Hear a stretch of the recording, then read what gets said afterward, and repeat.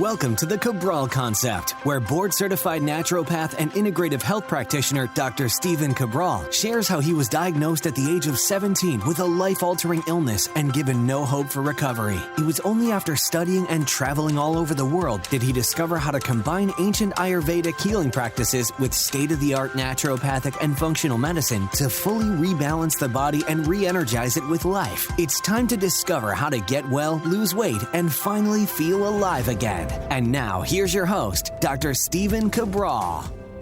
Welcome back, everyone. Glad to have you here today on our Total Wellness Tuesday show, where we are going to be going over the top 7 cancer-fighting foods that help to destroy cancer stem cells. So I want to explain exactly what that is, and then also by the end of the show, share with you a really simple routine to incorporate these in most days of the week at breakfast, lunch, and dinner, meaning you're not going to need to change your entire diet. These can simply be add-ons to the already great whole foods that you're probably eating. So I'm going to go through all of this. Of course, you can always ask me questions as well. Feel free to leave them in the comments. I'm happy to get back to you and respond to those as well. But what I want to do is just start with that. One of the big issues that we have right now is that, of course, that 1 out of 3 people are going to have cancer within their lifetime. And after the year 2030, it may be even closer to 1 in 2. This has to do with the most predominant types of cancer, with colon cancer, breast cancer, prostate cancer, lung cancer we can talk about, but we're going to take smoking out of the equation, where we've talked about that on previous shows. But what I want to do is actually want to share with you that we know that there are certain segments of foods, spices, beverages, etc., that are going to be best at killing cancer stem cells. And if you don't know what cancer stem cells are, these are actually specific types of cells that initiate the proliferation of cancer in the body. So they start to grow and multiply and can become malignant. And it's also one of the biggest areas for cancer research, because even after a conventional medicine or maybe even natural-based approach to cancer and cancer eradication, we'll say, inside of the body, that there is oftentimes relapses. 2 years later, 3 years later, 5, 6 years later, the cancer comes back. Why is this? Well, we're starting to see that although the majority of the cancer was gotten, maybe 98%, right? 99%, that there's a few of these cancer stem cells still left. So how do we deal with them? Well, we're going to deal with them, hopefully, through good whole food nutrition.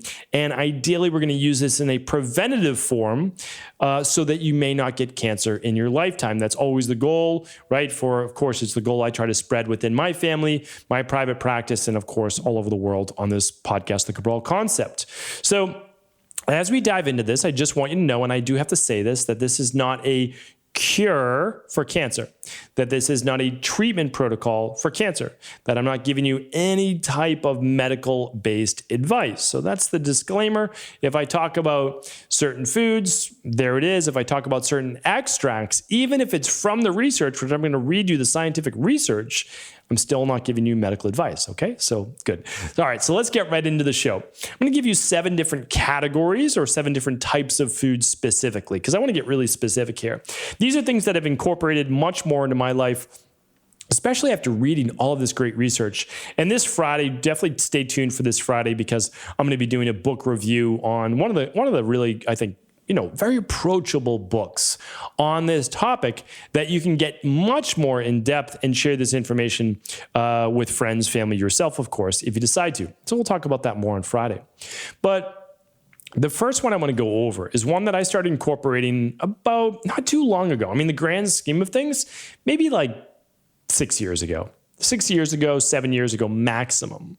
And that's purple potatoes. I know you probably heard about me talk about them before, but there's actually multiple different types of purple potatoes. There's purple potatoes from South America. There's purple potatoes grown in California, more of the Stokes-based variety. And then there's purple potatoes from more of the Pacific, where it would be Hawaii and Japan, Okinawa specifically. So those are harder to get, no doubt about it, and really, really challenging. I'm actually trying to get the seeds to plant those, to grow them on my own because they're so hard to get. But you can get them. You can get them, especially at some specialty grocery stores in your area. And the other purple potatoes you could certainly get almost anywhere. Like almost any good health food store is going to have purple potatoes. So here's what I want to share with you. It's the dark purple pigment that you're looking for. They're in blueberries, they're in blackberries, there's no doubt about it. But the purple potatoes, and this really fascinated me. So I was reading the Blue Zones many years ago. I mean, we're talking about a long time ago now. And I do hope to have Dan Buettner on the show one day, who's the original author of that book. Now, one of the interesting things about, well, at least the Okinawans, the longest lived people that we know, and it's not the only reason for the long lives. There's just no doubt about that. But they ate a good 60% of their diet essentially from purple potatoes. Now, again, I'm not saying you should do that in your diet. Oftentimes, a lot of these older cultures of people around the world, they didn't even have access to like 100 different foods. Like this is what they grew, this is what they cultivate. But when we look at purple potatoes and we actually look at the research, we know that dark bluish purple pigment, that phytonutrient, is called anthocyanin. And the anthocyanin is the pigment with a lot of the antioxidants and a lot of the anti-cancer-based properties. Again, every time I say anti-cancer, I'm not talking about a treatment protocol. I'm just saying this is what the research shows.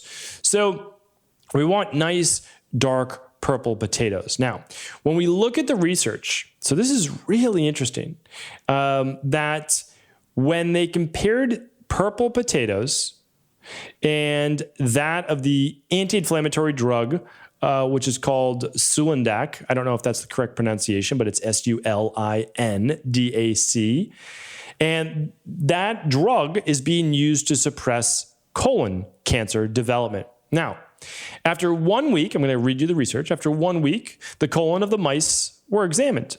And those fed purple potatoes had 50% fewer tumors.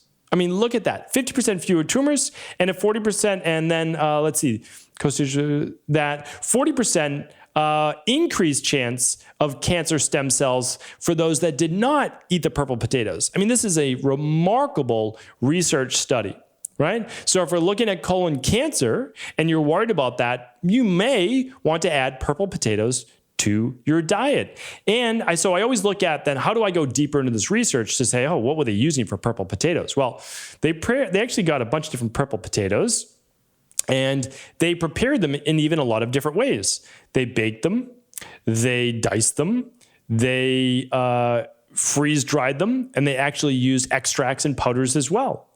And so what I'm sharing with you is that as long as you're getting that dark blue pigment from the purple potato even extract, it may confer those types of benefits. I read this research study quite some time ago now, about 2 years ago. And once I read that, and again, all of the formulas that we create take a long time to come out because we're very rigid in terms of the research, and we're rigid in terms of our third-party testing, et cetera, and also quantity. I'm looking into creating a specific anti-aging based line and specific anti-aging based product with this purple powder extract, because I know not everybody's going to eat purple potatoes like they should. And the research is pretty fantastic. So anyway, I want to share with you how I get those into my diet on a daily basis, but I wanted to share that with you. So eat purple on a daily basis if you can. If not, I know it doesn't have to be daily. It really doesn't, but 4 to 5 times a week, more days than not. So it could be like Monday, Tuesday, Wednesday, right?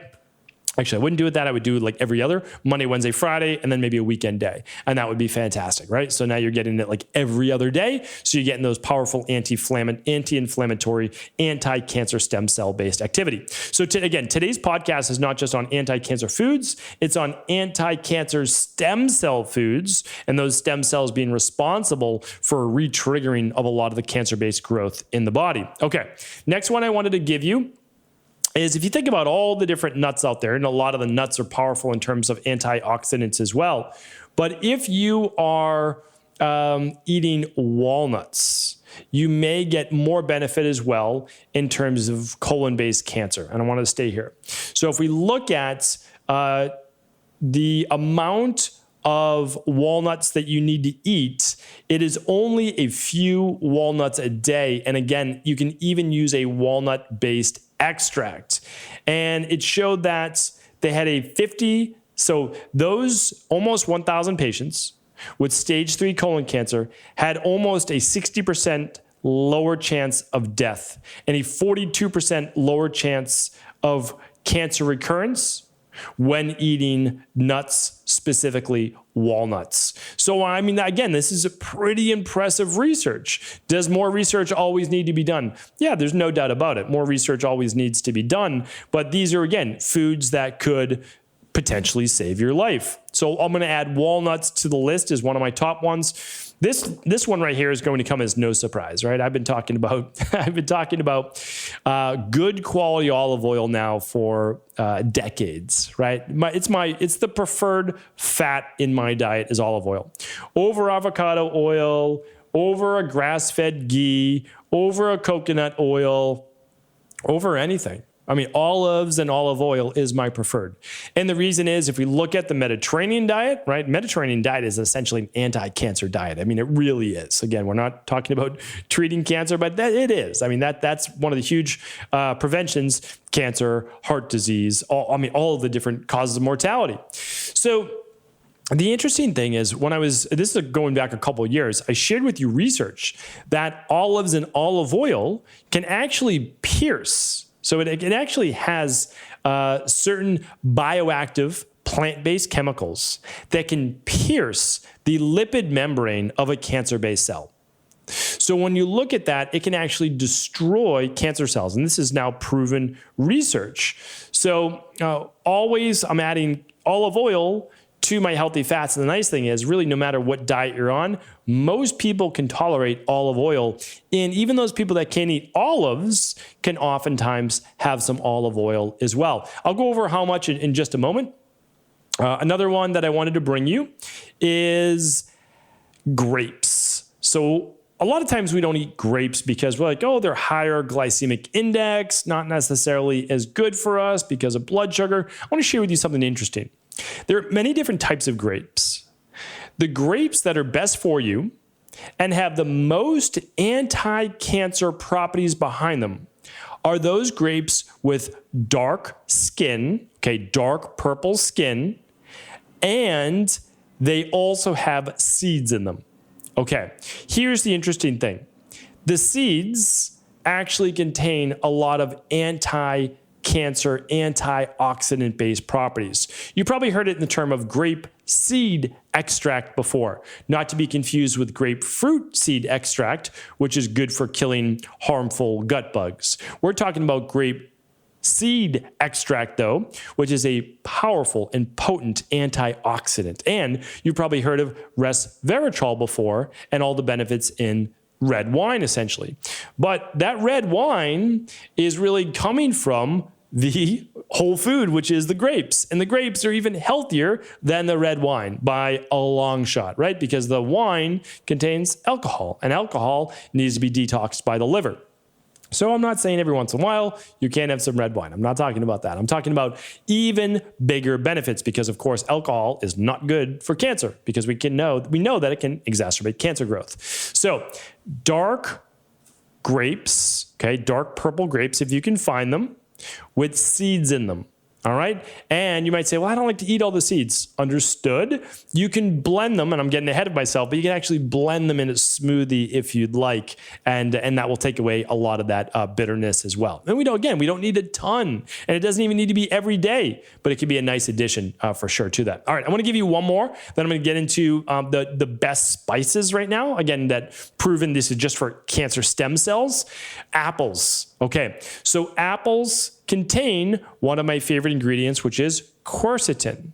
Quercetin is also a powerful anti-cancer stem cell as well. So it's powerful in preventing and really fighting back against that. So when I looked at the research here, this was actually on breast and prostate cancer. So again, we're kind of like looking all over the board. And why don't I move into my next topic, which is spices as well. So when we look at spices, a few of them that I want to name for you were capers and peppers, okay? Now, if we look at those and we look at the quercetin found in those, we see that it contains 3 potent compounds, all being shown to kill prostate cancer stem cells as well. So when I look at, and again, when we look at prostate cancer, we can also look at a lot other forms of breast cancer, and other spices that have been shown to be powerful are garlic. You probably heard of that in anti-cancer before. Garlic, potentially onions, and then also oregano, thyme, capers, and peppers. And peppers of almost all varieties and colors. So if you like garlic and onions, well, and you can have those after about 8 weeks on the CBO protocol. If you're on the CBO gut healing protocol, they don't go away forever.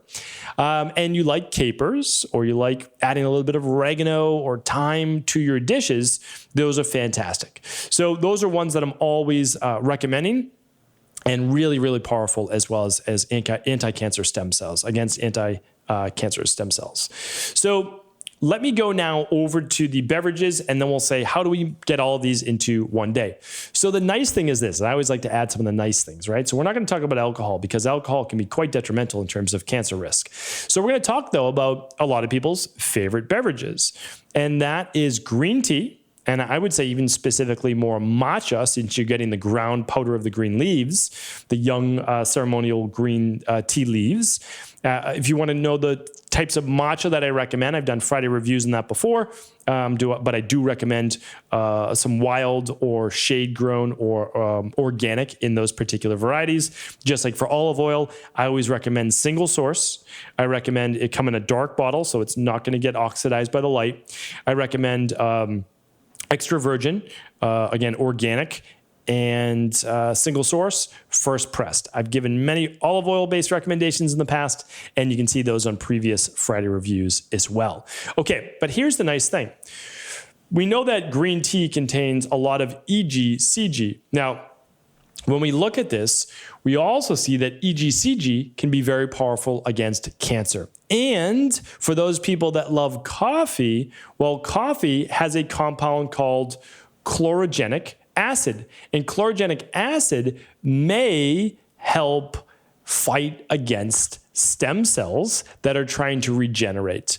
So as long as we don't go overboard with these in terms of a central nervous system stimulant, they can be a great part of our daily diet. So now that we know our purple potatoes, our olive oil, our walnuts, our grapes that are seeded, our apples, and some of those spices like the capers I talked about, and the peppers, and the onions, and the garlic, the thyme, the oregano, all of those things can be added in. And then your daily beverage if you like a tea or coffee. So how do we add these in though? Because I always want to make things simple. So here's what you can do. Breakfast smoothie, I'm a huge advocate of that. If you don't know why I believe that a smoothie is the very best breakfast that you can have, we will link up that podcast today. So just head on over to stephencabral.com/1936. stephencabral.com/1936. I'll link up a few previous podcasts on these topics. So best breakfast, without a doubt, you're making a smoothie. And you can make the smoothie however you'd like. I mean, honestly, put your favorite tasty foods in there that you want to blend up, that you want to make easy to digest and assimilate. So grapes are an easy one that you can add to your smoothie. So for example, let's say you want to create that purple crush smoothie, and then you can download all my smoothies for free or just over at stephencabral.com. But let's say you want to make that purple crush smoothie. Put in a little bit of your greens or your daily fruit and vegetable blend powder. Then you're going to add, let's say, a cup of wild blueberries. You get more purple right there, right? And let's say now I want to add a handful of grapes. Great. Add a handful of seeded grapes. Now, how many should you add the first time? Honestly, only add a few. See how it changes the taste. Your body will get used to it. No big deal. You can add a few more. And it might not even be every day. It might just simply be on the day, the mornings after you worked out the day before, or it might be on the mornings you work out, whatever it might be. But there's no problem adding some grapes in there. Honestly, for people that are at a healthy weight, healthy metabolism, normal insulin function, they can be really powerful, and they're not as high glycemic as you think, because just like wild blueberries, if you get more of the wild or organic based grapes that have thicker skins, that slows down the sugar release, and there's also less sugar, glucose, because there's more skin and less flesh of the grape itself. All right, so really, really powerful right there. So that's easy to do. What else would you have with breakfast? Well, you'd probably, you could add in, even into your smoothie, just 1 or 2 or even 3 walnuts maximum. That's it. Throw in your smoothie. Now you have some healthy fat in there. Easy, right? Easy. Good to go. Put your daily nutritional support in there for all your vitamins and minerals. You've got a whole breakfast right there. Simple, right? You got all those nutrients in there. You can still do your green tea or your coffee. Now at lunch, just try to get in 2 tablespoons of olive oil, right? 2 tablespoons of olive oil. You can do it again at dinner if you want, but there you go. That's your healthy fat, right? Or at dinner, you could do maybe half an avocado, and for lunch, you could do 2 tablespoons of olive oil. You can always do more if that's what's required for your energy maintenance of your body, meaning like if you weigh more, you can eat more, meaning like that's your natural weight. So that don't worry about specific calories. You're going to do that based on your weight and your needs. But at lunch, some olive oil and a purple potato. How much purple potato you should eat? Well, it really depends. I mean, if you're on a weight loss program, like our Fatlocity program, you're going to eliminate for 21 days, and then you're going to add a half in after about 4 weeks or so at lunch. And then if your body tolerates that, fine, as you're readapting your cells to be able to take in some starch, then you might go 1 purple potato, meaning like a full handful at lunch. But just start with a half a purple potato, right? I mean, you're still going to get the benefits, and then you can increase as able to. And then at dinner, you can honestly, again, have whatever you'd like. Maybe this is more vegetables and lean protein and some healthy fat. Again, it could be the avocado, not the same as the olive oil, but you could still get some olive oil in there. You already did it at lunch, so don't feel too bad if you're not doing it again. But now you can start to add some of the garlic, or the onions, or the capers, or the peppers, some oregano, some thyme, because you get to cook with it, right? A lot of times dinner we're making on our own, so a great time to add those. Now, you now have everything except the apple that I talked about, right? So where could you do the apple? Because I always try to fit in an apple a day. It's not always perfect. So where do I get it? Well, I try to get it with breakfast, right? But if I'm already doing a big smoothie, all that, I don't always want it. So oftentimes I'll do it a half hour before lunch, because you really don't want to, if the fruit is not blended, it's not easy to assimilate with everything else. So if you're eating an apple, of course, you could put it in your blender in the morning if you wanted it as part of your smoothie, but you can do it a half hour before lunch. So what you're going to do is you're going to keep that away from the rest of your meal, allow that to digest, then you have your lunch a half hour later. Easy for me because I'm cooking a lot of times my lunch now. I'm not going out for it as much during these times, and that's how I do it. But you could also do it, and sometimes I do pre-workout if it's going to be a hard workout, right, mid-afternoon. So I'm basically taking that in, let's say at like 4:30. I do my workout, and then about a half hour later, I'm having dinner. Or you could do it. It's not the best time to do it, but you could do it a half hour before dinner as well. Not the best time, that's the least, because you want your fruit a little bit earlier in the day. You'll be able to use all of those nutrients as well. So that's an easy way to get in all of your cancer fighting foods on a daily basis. And really, we're not talking about anything too wild here. So that you can really reap all of the benefits by just simply adding these in. Maybe they're just one week at a time. Like, oh, the first week I'm going to add in some purple potatoes, right? You're just going to make that part of your daily habit. The next week, you're probably already doing olive oil now, but now just be conscious of it. How can I get it on a daily basis and make sure, of course, that it's a good quality? It might take a little while to add that apple in. That's okay, right? We can wait another 5 weeks, 6 weeks, whatever it might be, but eventually moving towards getting all of these great nutrients into your diet. So hopefully this was helpful. Again, a lot of times you're going to hear a lot of repetition here with like the most powerful anti-inflammatory foods I talked about a couple weeks ago. Well, yes, right? Anti-cancer foods or anti-inflammatory foods. When you might have heard of my podcast, I'll link it up, The Foundation of All Diets. It included a lot of these types of foods. Well, why would it include those? Because these are the healthiest foods on the planet. Please do not allow other people that have an agenda with a specific type of diet to sway your beliefs into what the best diets are. This is all clinically proven. I'm not against eating meat. I'm not against eating fish or even some eggs or things like that. I'm not. I just want you to know that. However, those don't ever show up as the most powerful anti-inflammatory or the most powerful anti-cancer, cancer-fighting foods. Besides some high omega-3 fish, nothing else is showing up. So I'm just letting you know that I don't want you to believe unless it's the absolute truth and foundation-based protocol. Humans were meant to eat brightly colored fruits and vegetables. I know you can do it, and more vegetables than fruit, and you're going to be able to make those changes in your life. It's not as difficult as you think, and I truly believe that this is going to make a huge difference for you for years to come. So hopefully today's show was beneficial. If it was, please always do feel free to share the show with anyone else you believe it could serve. Thanks so much for tuning into today's show. And before you go, I want to make sure that you know that Equilife is back. We are back offering our full spectrum, organic, and USA grown hemp oil, or CBD oil as it's known, over at equilibriumcbd.com. That is our sister site, and that is because we are not able to offer CBD oil over on equa.life. The powers that be have finally allowed us to offer CBD oil again. Many of you who have been with us for a while know that we offered literally the highest quality, most efficacious product in the market just about 2 years ago, before we were shut down from offering CBD oil. Well, we've tried really hard, we worked really hard, and finally we are back. So it is over at equilibriumcbd.com, but since it's been a while and many of you still haven't experienced really the power of using cannabinoids for healthy inflammatory-based responses, as well as calming the mind and body, that I wanted to make sure that you got a free bottle. So all qualifying orders right now over at equa.life, over $129, are going to get a free bottle shipped to them. This is our all organic, full spectrum, 250 milligram CBD bottle that you can use on a daily basis if you'd like, or whenever you need it. And again, this will ship completely free to you on all orders over $129 inside of the US. Unfortunately, we cannot ship this internationally. That's not our rule. That is the international rules, that we're not able to ship CBD oil around the world. So right now, again, all qualifying orders, you won't actually see it say CBD because we can't list that on Equilife. It will say calming oil. That is how you know you will be getting your free bottle while supplies last. So while supplies last, all orders over $129 over at equa.life, get your free bottle of CBD. I'm telling you right now, you will not be disappointed. This has all the clinical effects that is talked about inside of CBD-based research, and I know that it's going to work for you. Head on over to equa.life while supplies last.